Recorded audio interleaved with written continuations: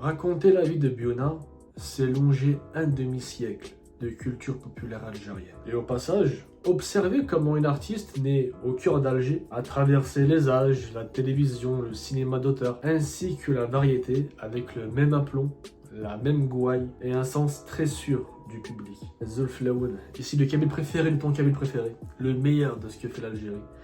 Et aujourd'hui, nous allons retracer la vie de Biouna. De son vrai nom, Baya Bouzar, né le 13 septembre 1952 à Belcourt, aujourd'hui Belouizdad, et disparue malheureusement à Alger le 25 novembre 2025.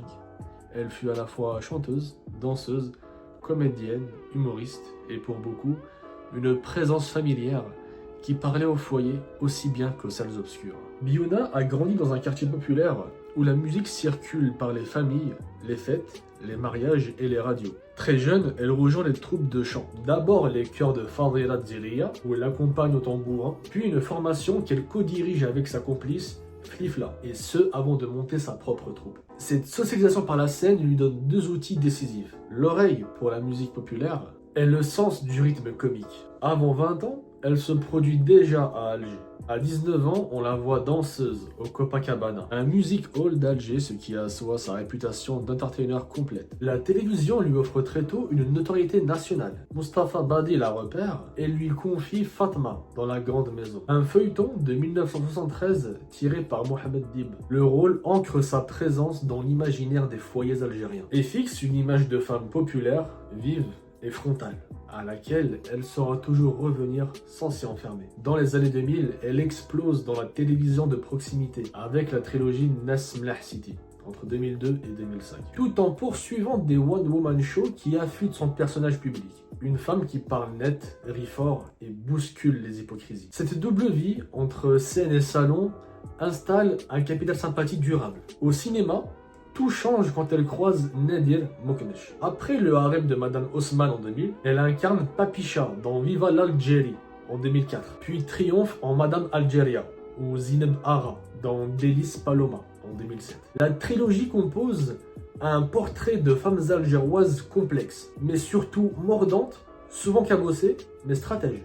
Toujours stratèges. Ah, les algéroises, laisse tomber. Où le tragique et la comédie se mêlent. Ces rôles, taillés pour elle, l'installe comme une figure de cinéma reconnue des deux côtés de la Méditerranée. Parallèlement, Biouna multiplie les apparitions en France, souvent dans des partitions secondaires mais toutefois mémorables, qui jouent de sa présence et de son phrasé, comme Beurre Blanc Rouge en 2006, Il reste du jambon ou Holiday en 2010, La source des femmes en 2011, Les reines du ring en 2013, À mon âge je me cachais encore pour fumer en 2017, oui, les titres à rallonge, c'est typiquement français. Neuilly, sa mère en 2018. Je savais pas qu'il y avait une suite à ce film. Le flic de Belleville en 2018. Puis des séries, des téléfilms jusqu'en 2020. Elle décline une palette allant de la voisine caustique à la matriarche tendre. Toujours avec ce mélange de mordant et d'humanité. La musique toutefois n'a jamais quitté Biouna. Elle sort Red Zone en 2011, puis Blonde dans la Casbah en 2007. Un album franco-algérien où elle puise dans des répertoires et des clins d'œil, et qui connaît un succès public massif évoqué par la presse. Plusieurs centaines de milliers d'albums vendus. Le disque prolonge une partie de la scène de Biouna. Une diva gouailleuse, légère en surface, mais intraitable sur la liberté et la dignité. Au théâtre, la diversité impressionne, elle est vraiment avec de très grands noms. En 2006, Electre de Sophocle dans la mise en scène de Philippe Calvario, en compagnie de Jane Birkin, rien que ça. La Célestine en 2009, puis des spectacles plus personnels comme Biouna. C'est Biouna avec un point d'exclamation, donc c'est Biouna. Voilà, c'est comme ça qu'il faut le dire. C'était au théâtre Marigny en 2012. Et Mon cabaret en 2016, c'est le titre de la pièce de théâtre. Moi j'ai pas de cabaret, je suis pas dans ça, c'est moi tranquille. On la voit passer du cœur tragique à l'autodérision. Preuve que la comédie n'exclut ni le texte, ni l'exigence scénique. Ce qui rend Biouna singulière, ce n'est pas seulement la variété de supports, télévision, cinéma, théâtre, album, c'est un style, la gouaille algéroise, le franc-parler qui déride et dérange. Ah, c'est une algéroise solide, hein. Et surtout l'autodérision comme art de vivre. Durant la décennie noire, sa présence obstinée sur scène et la télévision, sa façon de défier l'obscurantisme et de défendre les libertés des femmes ont été relevées par la presse au moment de la drôlerie, explique l'attachement profond du public. Biouna était déjà très populaire en Algérie avant d'être adoptée par le public français. Sa notoriété biface tient un subtil équilibre. Elle restait irrémédiablement algérienne par sa langue, les timbres, les références, tout en s'inscrivant dans un paysage médiatique français. En gros, comme les plus grands artistes de sa génération, elle a réussi à être un pont entre la France et l'Algérie, où l'on aime les actrices de caractère capables d'allier verve comique et gravité sociale. C'est ce qui lui permet d'ailleurs d'aller sans se trahir d'un téléfilm de Yamina Benguigui à une comédie grand public, puis de revenir à un rôle plus rugueux chez Rayhana. Ou Radoumi Haileanu. Je suis désolé, c'est pas du tout algérois comme nom de famille. Quelle origine ça? Ah, juif roumain. D'accord. Ceci explique cela.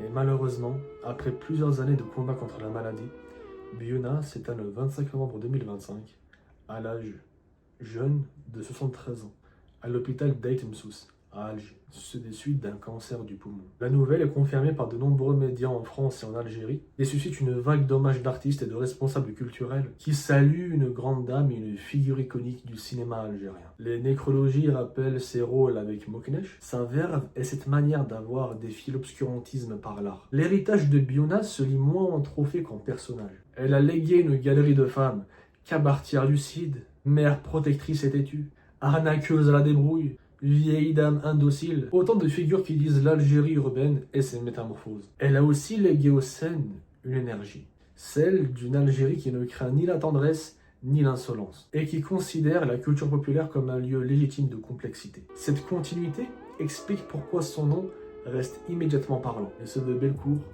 au quartier populaire de Paris. De la jeune choriste du tambourin à la Madame Algéria de Denis Paloma, de Fatma de la Grande Maison à la Mama caustique des comédies françaises, Biouna a conduit sa carrière comme on tient une scène, avec aplomb, musicalité, autodérision et courage. Elle fut l'une de ces artistes qui donnent un visage à la culture populaire, et ce faisant, la tire vers le haut. Sa disparition en novembre 2005 clôt un chapitre, mais ses personnages, sa voix et sa manière d'occuper la scène restent au présent et dans la mémoire des spectateurs. Merci d'avoir regardé cette vidéo, n'hésite surtout pas à t'abonner si elle t'a plu et à mettre un j'aime, ça m'aiderait beaucoup.